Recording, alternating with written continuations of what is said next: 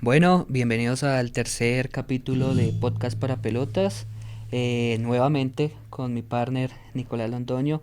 Nico, saluda a todas las personas que nos están viendo y también escuchando y dale la bienvenida a nuestro invitado del día de hoy. Gracias, Sebas, por la presentación.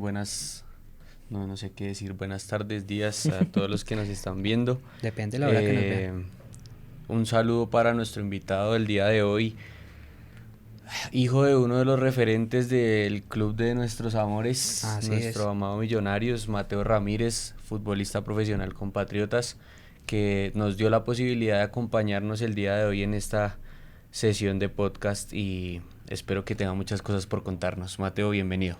Buenas tardes, buenos días, buenas noches, así como ustedes dijeron, Nico, Sebas, gracias por la invitación, es un honor poder estar acá y venir a hablar de lo que nos gusta, de varios temas que se puedan hablar. Bueno, Mateo, te hemos visto que últimamente estás en Patriotas, tu carrera profesional. Cuéntanos un poco de qué es de Mateo Ramírez en la actualidad. ¿Qué proyectos tienes tú actualmente? Bueno, ahorita estaba en un equipo en La Trinche, en Food Global, y quedamos campeones, gracias a Dios. Ahorita estoy entrenando, preparándome porque Eh, si Dios quiere, puede que se abra una posibilidad de volver al fútbol profesional en otro país. Entonces, Dios quiera, si todo sale bien, volvería a jugar fútbol profesional. Qué bueno. Pues muchos tienen, yo creo que hay una controversia, tú lo debes haber vivido de una manera difícil en el sentido de que dicen Mateo Ramírez, te asocian con tu papá y entonces dicen, bueno, ¿será que Mateo sí juega como jugaba John Mario? Sí. Cuéntanos un poco de tus condiciones como deportista, cómo te fue en Patriotas, qué posición juegas, cuáles son tus capacidades. Bueno, con eso que mencionas, gracias a Dios, como que desde pequeño mi papá siempre trató de sacarme como de esa presión, por así decirlo, ¿no? De decirme como, yo soy John Mario Ramírez y tú eres mi hijo, pero somos Tú eres dos Mateo personas y totalmente diferentes. Tú no juegas primero en la misma posición que juego yo, no juegas de la misma forma, somos estilos totalmente diferentes. Entonces, gracias a Dios, como que no he sentido esa presión, he sentido más la presión en como en que sé que el sueño de jugar fútbol profesional mío también era de él. Entonces siento más esa presión en cumplir ese sueño mutuo que en que me comparen con él. Eh, yo juego de volante 6 o de mixto y nada, yo creo que Mateo Ramírez es un jugador muy técnico, con buena visión de juego, que entiende el juego, eh, claro con la pelota. Soy más de jugar que de ruñir. Soy más, sí, como por así decirlo, de más tenencia de pelota. o sea, tu estilo de juego está adaptado a lo que está pidiendo el fútbol hoy en día, que es un volante Box to box. con buen pie, box to box, que trae la pelota, no le da miedo tener el balón, hace pases precisos. Sí, sí, gracias a Dios me va muy bien en la salida del balón. Como te digo, juego ahí de 5 y pues gracias a Dios mis características son más de jugar que de meter. Últimamente he ido cambiando un poco más el chip porque para jugar profesional sí hay que correr y meter. Ya el resto pues írselo añadiendo, pero sí o sí hay que empezar a correr y meter. Bueno, cuéntanos cómo comenzaste tú en el fútbol. Pues sabemos que fuiste eres hijo de una de las leyendas de Millonarios. Pero ¿cómo fueron esos pinos? ¿Cómo comenzaste? ¿Comenzaste en Millonarios? ¿Cómo llegaste a Patriotas? ¿Cómo fue todo eso en tu vida? Bueno, yo empecé a jugar tarde primero que todo. Sí. Empecé como en 2016 y es una edad muy tarde para empezar a jugar fútbol. La mayoría de jugadores empiezan a los 8, 7 años y yo empecé a los 16. Y fue un momento en mi vida donde me di cuenta que era realmente lo que quería hacer profesionalmente. Y me senté en la sala, yo me acuerdo con mi papá y me dijo, el fútbol profesional trae esto, esto, esto, esto no está bien, esto se hace, esto no se hace. ¿Estás seguro de qué es lo que quieres hacer por tu vida? Y yo le dije, sí, sí, estoy seguro. Me dijo, listo, entonces vamos a hacerle porque hasta ese punto de mi vida él nunca me presionó para jugar. Está chévere, o sea. Entonces él como que sí respetó eso, dejó que yo escogiera, yo solo jugaba fútbol pero en el colegio y pues Así mismo era mi nivel, ¿sí me entiendes? Claro. Recreativo. Sí, muy recreativo. Entonces empezamos a entrenar y cuando empezamos a entrenar nos damos cuenta que estoy lleno de falencias, que está complejo el tema. Sí. Y ahí es donde empiezo a entrenar y empecé a entrenar fue solo con mi papá.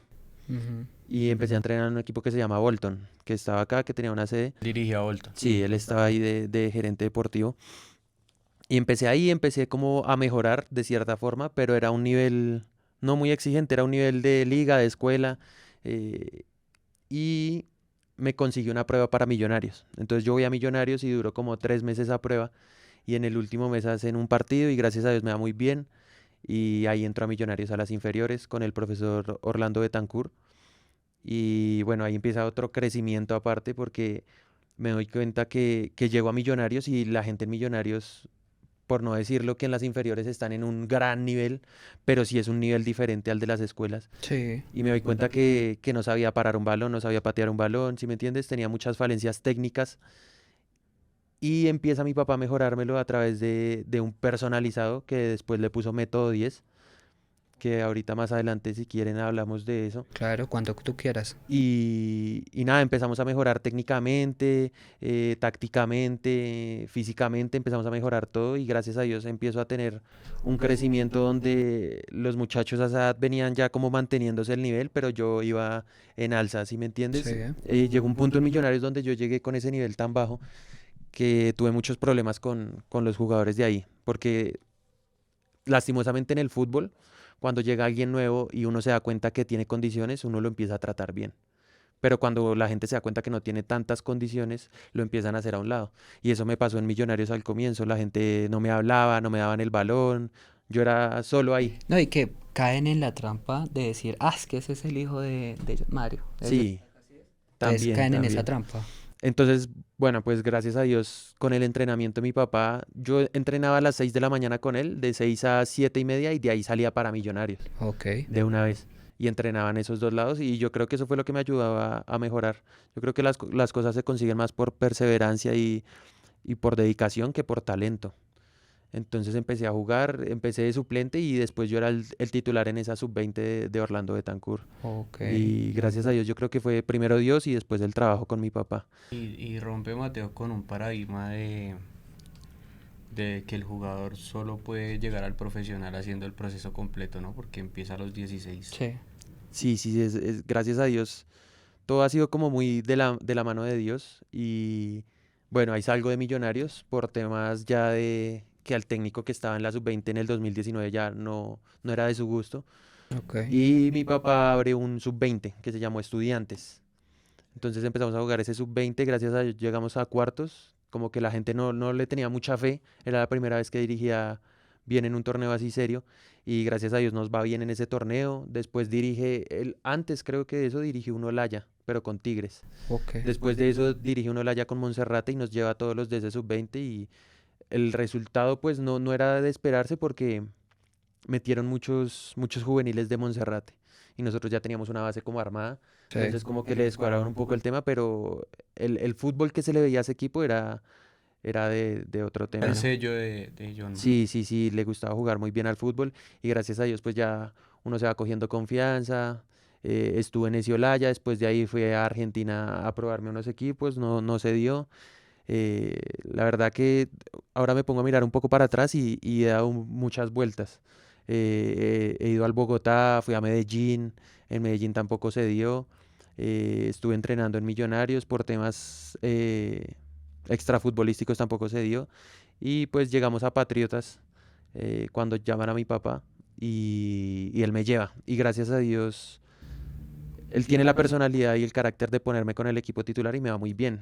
Y los mismos jugadores en ese entonces me empiezan a preguntar que si ya había jugado profesional, porque se me notaba como esa La confianza, como experiencia. sí, se me notaba algo diferente, gracias a Dios. Entonces, pues llegué en muy buena forma ahí a Patriotas y esa fue la última experiencia profesional que tuve ahí en Patriotas.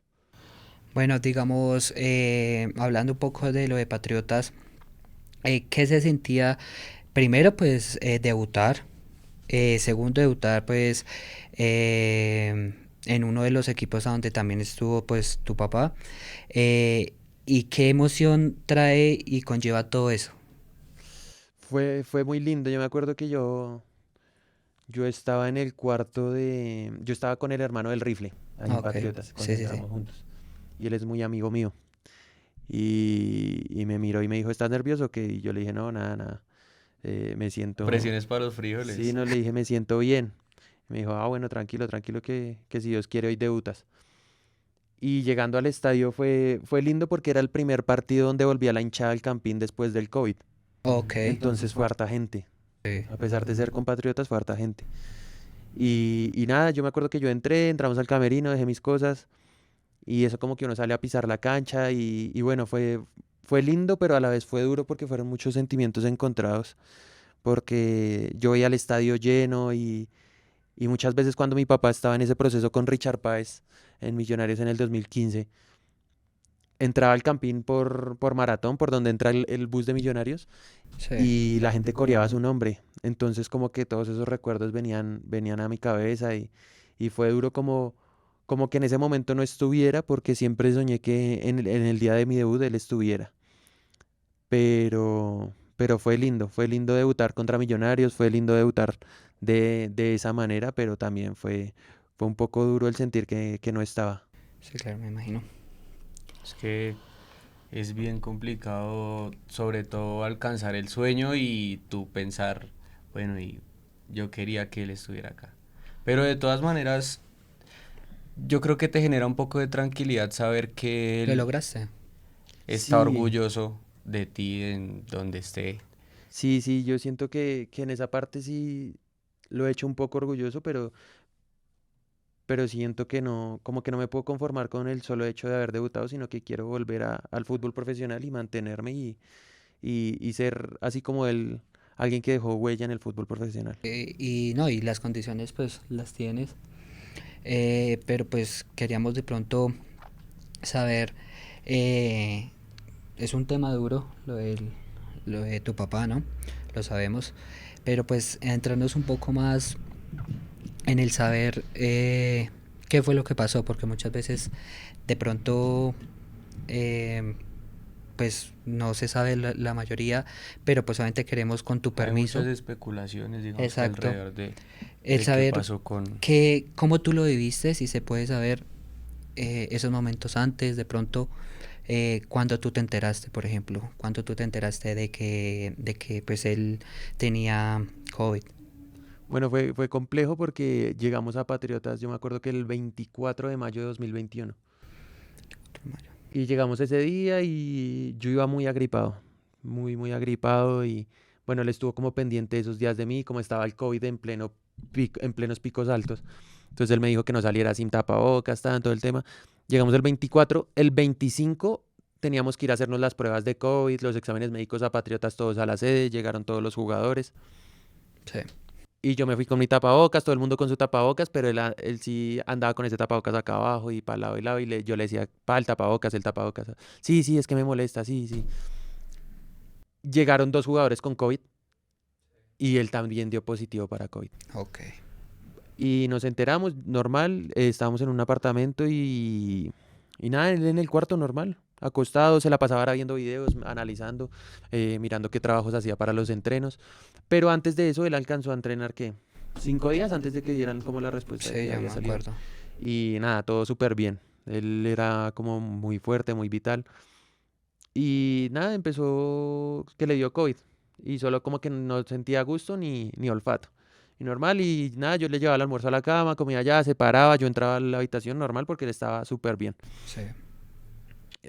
Pasó como todo el protocolo, que eran como 11 días. Y después de esos 11 días, como faltando un día para que ya supuestamente se le quitara el COVID, La cuarentena. sí, se le empezaron a dormir los pies. Sí. Entonces yo busqué como en internet y decía como que eso muchas veces era producto del COVID y que era normal, entonces yo me relajé un poco.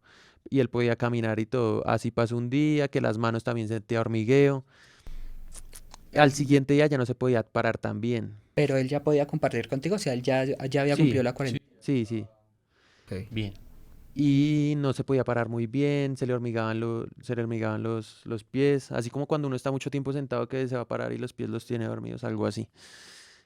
Entonces yo ahí ya me empiezo a preocupar, le tomamos Los signos La vitales. atención. la atención, todo eso. Y pues hasta el momento todo bien. Después ya al siguiente día sí ya no se podía parar. Me tocaba a mí alzarlo como un bebé, entonces ahí ya me preocupé. Y yo dije, no, me lo voy a llevar de urgencias. Sí. Entonces yo ese día lo cogí, lo bajé a la camioneta, lo subí y lo llevé a urgencias. Fuimos primero a una clínica y ahí se demoraron en atendernos un montón. Nos estuvieron como que hasta las 11. Y él tocaba en silla de ruedas porque ya no se podía parar. Y no se podía sostener, no tenía como fuerza en el abdomen. Entonces lo llevo yo en la silla de ruedas, todo el tema, estamos ahí y no nos atienden, nos toca ir a otra clínica. Y allá duramos como hasta las 2 3 de la mañana y me dicen que lo tienen que meter a la UCI. Y en la UCI, pues nada, fue la última vez que lo vi de frente y como que tenía cierto nervio de quedarse solo porque nunca le gustaron los hospitales. Entonces como que me miró y me dijo como que no lo dejara solo, pero los médicos me sacaron de una No porque era una podías UCI. estar ahí, claro. Y nada, y yo lo dejo y nada, me voy para la casa como a las 4 de la mañana y me acosté a dormir, me levanté el siguiente día a las 11 normal, hablamos con él por videollamada, toda mi familia se fue para Tunja ahí mismo y como a los 2 días me dicen que lo van a intubar, que porque no está pudiendo respirar bien y le diagnostican una enfermedad que se llama Guillain-Barré, que empieza como a quitarte la fuerza de todos tus órganos por dentro y a hacer que no funcionen, porque si ya no tienes fuerza para que reaccionen, pues no vas a poder respirar, no vas a poder hacer ciertas cosas. Le empezaron a hacer terapias, le empezaron a hacer plasmaféresis, que le sacan la sangre de su cuerpo, se la lavan y la vuelven a meter. Ok. Y le empezaron a hacer todos esos tratamientos y lo intuban. Yo me acuerdo que lo intuban. Y me tocó darle esa noticia a mi familia y yo pues obviamente a todos les dio muy duro, pero pues yo trataba de calmarlos, de decirles que va a estar bien. A los 2 días lo desentúan. Entonces dijimos, no, está evolucionando, ya podía mover los pies, las manos y nos lo pasaron y hablaba. Hablaba un poco ronco por lo que Sí, claro, le habían por lo quitado que el la tubo. entuba. Y bueno, así pasó. Duró esa noche así, le dije, al siguiente día nos dicen, no, toca volverla a entubar porque no está pudiendo respirar bien. Bueno, así duró unos días, nos llamaron como 4 o 5 días más. Después ya nos dijeron como no los podemos llamar más porque está dormido. Entonces, bueno, ahí como que las cosas se complicaron y el 25 de junio me llama el doctor como en la tarde y me dice, Mateo, su papá no puede hablar, tiene los ojos cerrados, pero pues háblele. Y pues yo sin saber nada, yo tenía toda la fe como que se iba a recuperar. Y yo le empiezo a hablar, le digo que estoy muy orgulloso de él, que gracias por todo, que lo que soy es gracias a él, que lo estoy esperando afuera, que yo tengo fe que se va a recuperar y que es muy fuerte, que le digo que estoy orgulloso de él. Y nada, como que me despido, de una u otra forma me despedí. Y al siguiente día, el 26 de junio, yo me voy a entrenar como a las 8 de la mañana, yo estoy en la camioneta en la sede de Patriotas y me llama el doctor. Me dice, Mateo, ¿cómo está? Y yo le digo, doctor, ¿cómo está? ¿Cómo amaneció mi papá? Me dijo, pues Mateo, estoy preocupado porque ya con el ventilador, ni siquiera con el ventilador puede respirar. Le pusimos máscara y ventilador y le está costando. Entonces me dijo, yo creo que su papá no pasa de hoy. Bueno, Entonces yo le digo, uy, no me diga eso porque pues se lo hice a uno así tan a secas que me dejó frío. de un momento para otro. Entonces me dice, dígale a su mamá que se venga para Tunja que yo creo que su papá no pasa de hoy. Entonces yo le digo, pues la verdad, médico, a mí no me da para decirle eso a mi mamá, entonces por favor usted llámela y dígale. Claro, obvio. Entonces él llamó a mi mamá, yo me metí a entrenar No. Y entre... y mi mamá arrancó para Tunja. Se fue con mis dos hermanas, con mi hermana mayor, mi hermano menor, y adelante iban mis abuelos y mis tíos Ok. en otro carro. Y entonces yo llamo al presidente de Patriotas de una vez, le digo, don César, ¿cómo está? Es que voy a entrenar, entonces cualquier cosa, lo que pase con mi papá, esté pendiente ahí con el médico y usted llama al gerente acá y el gerente que me diga. Sí. Y el gerente estaba por ahí. Yo me acuerdo que ya tiempo después yo me entero de eso, pero yo voy saliendo como un pedacito de la sede porque yo estaba haciendo reacondicionamiento, por lo del COVID me aislaron, por lo que estuve con mi papá. Entonces estaba haciendo reacondicionamiento y le paso por el lado al gerente y el gerente ahí ya sabía. Entonces el gerente me pasa por el lado y le digo, ¿cómo está mi papá? ¿Se ha sabido algo? Y él me dijo, no, papito, no se ha sabido nada, pero pues ya sabía todo el tema. Entonces yo veo que se hace como en la mitad de la cancha y recibe una llamada. Y cuando recibió la llamada yo dije, no, chao. Y me dijo, papito, que el presidente quiere hablar con usted. Entonces yo le digo, aló, don César, ¿cómo está? Y me dijo, no, Mateito, lo siento mucho, Tu su papá. papá se nos fue. Entonces, pues, en ese momento como que quedé en shock y muchas veces uno ve como en ciertas películas cuando alguien fallece que la gente como que reacciona de una manera, por así decirlo, exagerada. Y se bota al piso y le pega al piso y Broman. llora y... Pero en ese momento me di cuenta que es lo que uno vive. Es como si a uno por dentro se le desgarrara algo. Claro. Y fue lo que sentí. Yo como que ahí lloré y le pegaba al piso y no lo podía creer. Y ahí me calmaron un poco. Y nada, yo lo primero que hice fue como que ya me levanté y reaccioné y pensé en mi mamá y mis hermanas y yo llamé a mi mamá. Y fue un momento duro porque yo llamo a mi mamá y le digo, aló.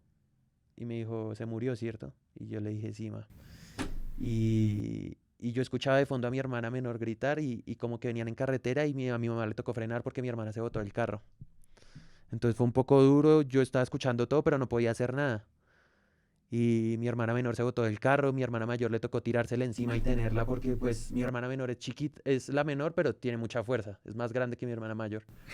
Entonces la quitaba y le tocó a mi hermana tirársela encima, cogerla, se arrancaba el pelo, entonces fue un poco duro. Y nada, y me tocó esperar a que llegaran a Tunja. Yo le dije, mami, tranquila, vénganse para acá, yo las espero acá. Yo fui al hospital, unos compañeros me acompañaron. Y yo estaba como ahí esperando y me dijeron, no, pues vámonos para la casa porque pues igual eso se demora y hasta la tarde que se solucione todo. Entonces yo me acuerdo que los esperé en el conjunto ahí afuera en el parqueadero. Y yo estaba como hablando con un amigo por celular y le estaba contando cuando mi mamá me abrió la puerta. Y yo no me había dado cuenta y claro, cuando me abren la puerta yo me asusté y vi que era ella y yo me bajé a abrazarla y ahí llegaron todos, llegó toda mi familia, me tocó como ser el más fuerte. Yo solo tuve como opción de llorar ese día. Si mucho lloré como 2 veces porque pues me tocó estar para ellos, pero sí Siendo fue, el apoyo de todos. sí fue complejo. Después, nada, esto nunca lo había contado, pero subimos ahí al, al, al cuarto donde nos estábamos quedando y mis hermanas empezaron a ver la ropa de él, pero pues ya sabíamos que no estaba. Y fue un poco duro. El cuerpo lo reconocimos entre mis tíos, los dos hermanos de él y yo, y lo reconoció el hermano menor. Y nada, él dice que entró a ver el cuerpo y que cuando lo vio como si estuviera dando un pase y sonriendo. Entonces él salió diciéndonos que estaba sonriendo, que se murió sonriendo y nada, y como que ya esperamos, lo llevaron a la funeraria y allá en Tunja estábamos esperando que nos entregaran el cuerpo y nada, fue duro verlo salir como en el cajón. Esa noche fue un poco duro porque yo no lo había vuelto a ver sino hasta ese día en la noche en el cajón y ahí me di cuenta como que ya no estaba. Me di cuenta como que era en serio. Y nada, yo lo vi solo una vez ahí en el cajón y no quise verlo más y mi familia siguió ahí viéndolo y me decían que fuera a verlo y yo decía que no quería. Y arrancamos esa misma noche para Bogotá, nos vinimos como a la 1, llegamos a las 3 acá. Y nada, yo me acosté a dormir, mi mamá se acostó con mi hermana menor y yo no lo creía, como que le daba vueltas al tema y yo decía, no puede ser en serio. Y nada, fuimos al siguiente día al funeral, ya verlo en el cajón, 2 días ahí en el funeral. Y ya cuando lo llevamos para que lo cremaran, yo creo que de los momentos más duros de mi vida fue haberlo cargado en el cajón ese día. Es duro escucharte. Yo nunca he tenido la posibilidad de pasar por una situación de esas, pero asumo que es algo terrible. Pero me cuestiono qué pasó por la mente de Mateo y por qué hoy en día tienes la capacidad de contarlo como lo cuentas, de ser el apoyo para tu familia. ¿Qué pasó por la mente de Mateo para decir, yo tengo que ser fuerte, yo tengo que seguir mi vida, esto no puede terminar aquí, eh, y proyectar de pronto de cierta manera los sueños de tu padre en tu vida? Lo que me hizo pensar en eso fue el día que les digo que lo llevé a la clínica, que no nos atendieron rápido en una clínica. Nos pusimos a hablar de muchas cosas y mi mamá me llamaba y él no quería pasar al celular. Y me decía, él siempre fue muy amoroso, muy tierno, muy... yo siempre digo algo, él se veía serio, era Sí. afuera. en las cámaras, con la gente, pero en la casa era un amor. Y me decía, ¿cómo está tu mamita? Y yo le decía, no, pues preocupada. Y me dijo, no le vas a decir nada, no la vas a asustar porque no quiero que se asuste, no le vas a decir nada a Isabela, les dices que yo estoy bien, ¿me oíste? Y yo, listo, pa, sí, señor. Me dijo, tienes que estar para ellas. Y yo, bueno, listo, sí, señor. Me dijo, a pesar de todo, no se te olvide que Dios es bueno todo el tiempo. Pero eso me lo dijo ya, eso es de lo que más me duele porque me lo dijo ya sin poder caminar, sin poder moverse. Entonces me da un poco duro eso porque, o sea, me parece muy fuerte de parte de él porque aún así sin poder moverse, sin poder reaccionar, sin poder hacer fuerza por él mismo, me dice que todo el tiempo Dios es bueno. Entonces me hace, me hace como creer en todo eso que él me decía. Y ahorita ya lo puedo contar un poco más tranquilo Claro. por el tiempo, porque ya entendió que no está, porque gracias a Dios, pues sí me ha tocado como ser el fuerte en la familia, pero yo creo que ha valido la pena porque es lo que él hubiera querido y es lo que él hubiera hecho ser fuerte para ellos y Pues nada, em, todo ha sido con tiempo, todo ha sido con tiempo, el primer año fue muy duro, pero ya se ha ido un poco más asimilando el tema de que no está, uno aprende es como a vivir con el dolor, sí, como a claro. llevarlo, como a saber que no está, obviamente hay días más duros que otros, pero... Pero pues gracias a Dios, Dios me ha dado fortaleza para estar para mi familia, para mis tíos, mi abuela, mi mamá, mis hermanas. Entonces yo creo que ha sido gracias a Dios y en pensar en todo lo que me enseñó. Yo creo que gracias a Dios hoy soy el hombre que soy gracias a él, a cómo me educó, cómo me crió. Él fue muy amoroso conmigo, muy cariñoso, pero también fue muy duro. Y le doy gracias a Dios por eso y ahora entiendo muchas cosas de las que él me decía, de cómo me criaba. Y yo siempre vi muy lejano esa muerte de algún familiar mío, porque gracias a Dios nunca me había tocado. Nunca se me había muerto ni mi abuela, ni mis tíos, ni alguien mayor cercano. Entonces yo veía esa vaina como muy lejana. Nunca, como nunca me va a pasar, o Sí, bueno, entonces no lo... nosotros discutíamos muchas veces y él me decía, ¿usted qué va a hacer el día que yo me muera? Que no sé qué. Entonces yo pues, nada, pues le respondía con rabia y decía, nada, ponerme a trabajar y ya responder por mí, y para eso ya estoy grande. La mamá, ¿y usted qué era cuando él dijo? Sí, y ya cuando se murió yo empecé a pensar, ¿y ahora qué voy a hacer?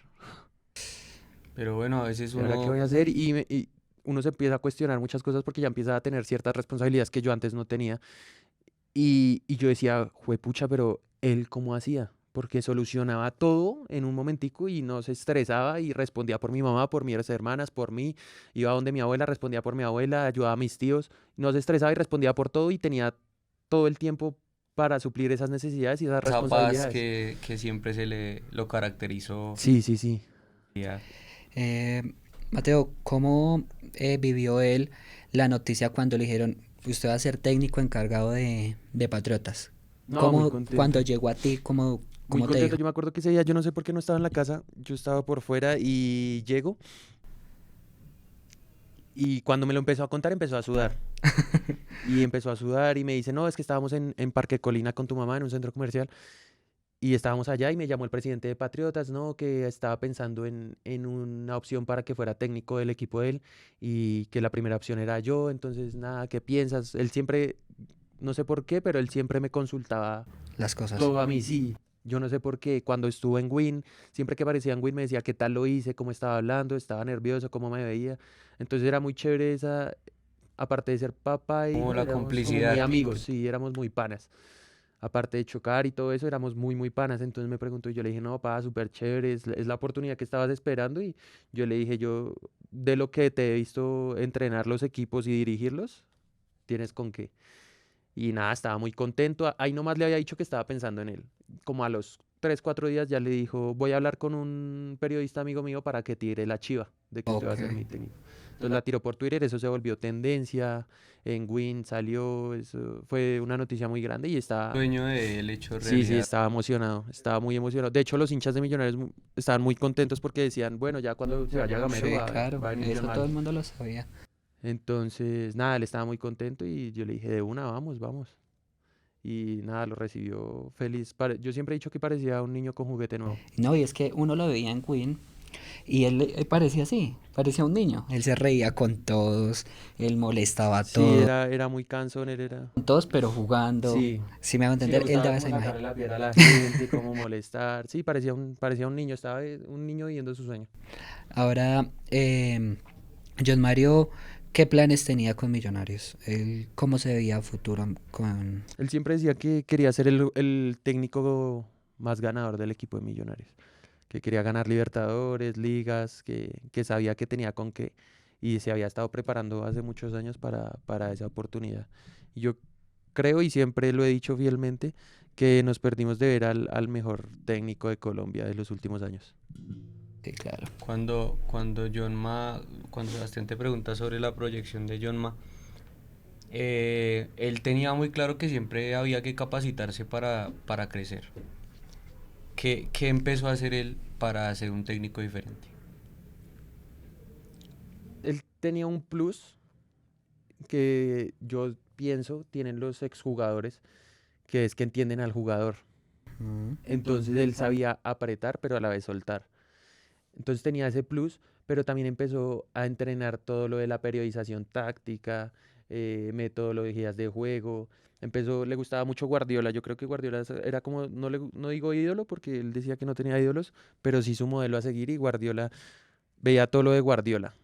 Y no sé si ustedes lo siguen por ahí en redes sociales, en Instagram, él publicaba muchas cosas de ese sub-20 que nosotros teníamos y hacíamos muchas cosas muy parecidas a eso. Entonces lo bueno que tenía él, muchos técnicos quieren expresar una idea, pero no saben cómo materializarla. Entonces le dicen al jugador, pero el jugador no la hace porque él no sabe cómo transmitírsela.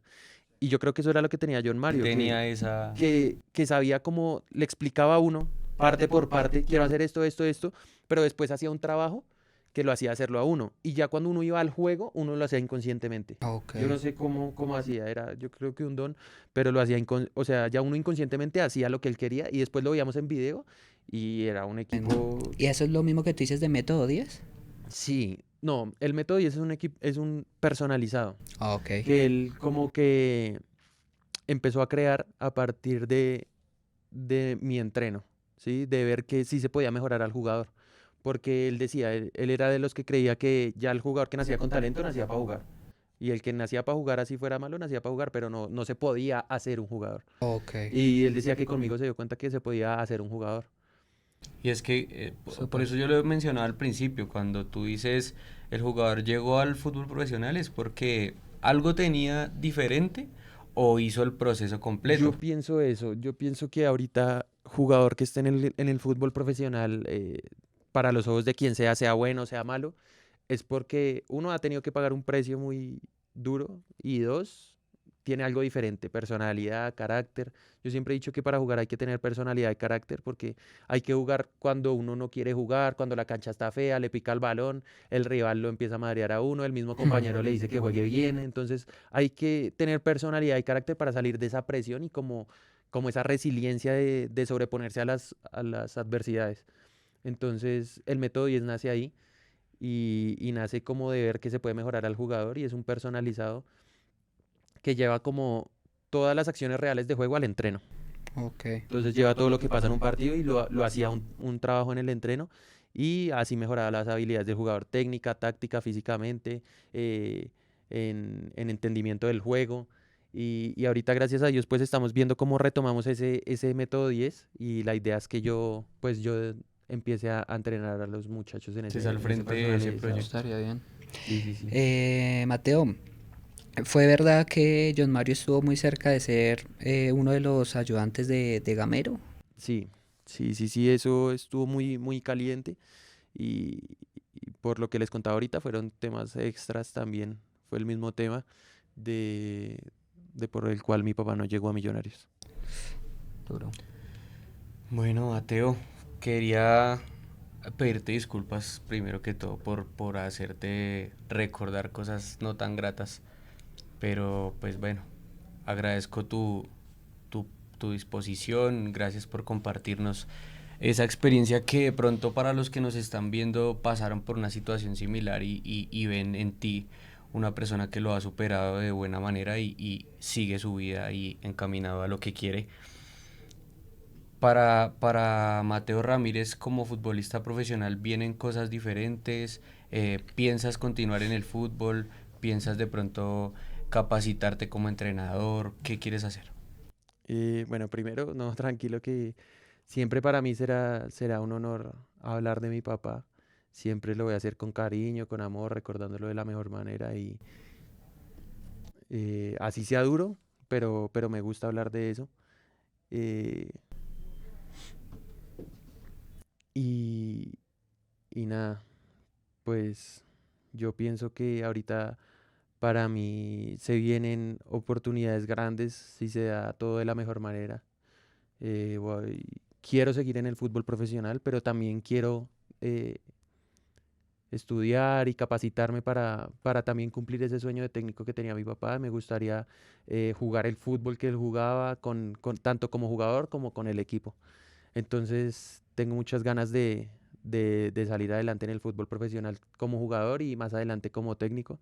La idea es hacer las licencias que se están exigiendo ahorita, hacer todo el tema con la federación y nada, lo que decías también de toda esa gente que ha pasado por lo mismo, yo lo único que les puedo decir es que caídas uno tiene, porque cuando recién falleció mi papá fue muy duro, eh, estaba recurriendo un poco al alcohol y, y llegó un punto donde me di cuenta que esa no era la salida y donde me di cuenta que ese no era el rumbo porque me estaba ahogando en mis penas y no iba a salir de ahí si quería progresar y si quería no superarlo, sino tratar de llevarlo de la mejor manera, no era el camino. Y van a haber muchas veces donde uno cae, pero yo creo que lo primordial es buscar a Dios, que es el que le da a uno como esa paz de saber que esa persona pasó a un mejor lugar y que está bien. Bueno, Mateo es un valiente, Sí, porque en no todo todo el el sentido mundo de la palabra. está acá pues diciendo estas palabras, ¿no?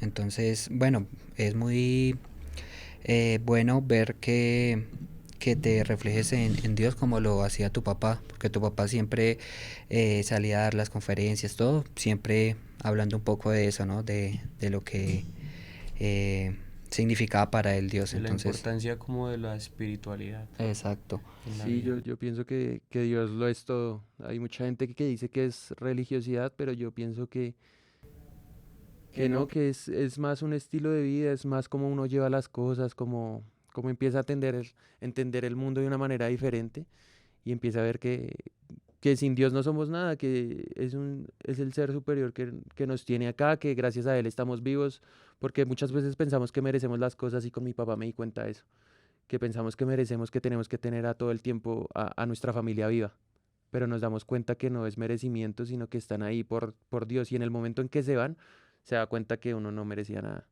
sino que tenía que aprovechar más esos momentos con esas personas. Bueno, pues agradecerte, de verdad, pues el tiempo no nos da para, para No nos más. favoreció tanto esta Sí, vez. muchísimas gracias a ti por de verdad aceptarnos esta invitación, por abrirnos tu corazón. Gracias por estar acá, de verdad, Mateo. Esperamos que, o bueno, en lo personal, Nico, quiero verte con la camiseta azul porque soy hincha de Millonarios. Quisiera verte porque no tuve la oportunidad tanto de ver a John Mario en vivo, pero sí quiero ver al hijo de, de John Mario acá. Entonces, dale, lucha por tus sueños. Yo sé que tienes las capacidades, sé que lo vas a lograr porque tienes muy, muy, muy buenas capacidades. No sé, Nico. Pues estamos un poquito como aturdidos Sí. con todo esto que nos acabas de decir. No, yo no sé, no sabía cómo reaccionar, yo solo podía escucharte y la verdad sí me conmueve bastante porque me pongo en tu lugar y es algo muy difícil. Pero admiro lo que haces, admiro a tu familia. eh, Tengo cercanía con personas que compartieron mucho con él y sé la calidad de persona que era John Mario. Te auguro muchos éxitos en tu carrera y sé que lo vas a conseguir. Acá tenemos un ejemplo vivo de que se puede alcanzar los Sí, sueños, de claro. que sin importar la edad puedes alcanzar el fútbol profesional si te lo propones. Entonces nada, Mateo, gracias por venir a compartir este espacio con nosotros, a comentarle tu testimonio a las personas que nos están viendo y fuerte abrazo y muchos éxitos en todo lo que viene. Muchas gracias a Sebas, muchas gracias a Nico, a toda la mesa de trabajo. y nada, siempre será un placer venir acá y cuando quieran de nuevo estaremos Gracias. acá y gracias por la oportunidad, de verdad es un honor y gracias por el buen trato y por el cariño siempre. ¿Listo? Gracias, bueno, muchas gracias a todos los que nos ven, Sebas. Esto fue Podcast para Pelotas. Gracias a Manu, gracias a la producción A todos. y a todos los que nos acompañan. Que estén muy bien. Chao, chao.